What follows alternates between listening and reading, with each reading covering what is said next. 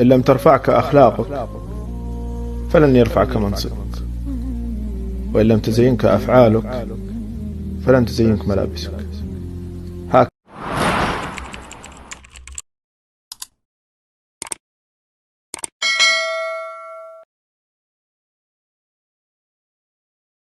إن لم ترفعك أخلاقك فلن يرفعك منصبك، وإن لم تزينك أفعالك فلن تزينك ملابسك. هكذا هي الحياة، دين وخلق ومبادئ، إن فقدتها فلا تنتظر الاحترام. Your brain is like a circuit switch.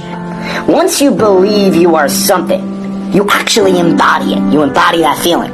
If you were, God forbid, in a coma, and you woke up and you didn't really have a memory, and you were told that you used to be a Navy SEAL, and they want you back now when you're healthy, do you think you'd act differently and hold yourself differently, conduct yourself different, and have a different self-concept of who you are than if you were told you were a piano instructor? Being successful in life is all about having the proper belief system in who you are, truly believing that you are something unique, that you are something special in that field.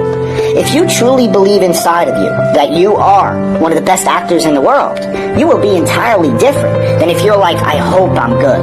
Your expressions will be totally different, your tone of voice. You'll talk in a more convincing fashion. You'll use your natural voice instead of a scripted one. You'll be more emphatic, you'll be more real, more relatable.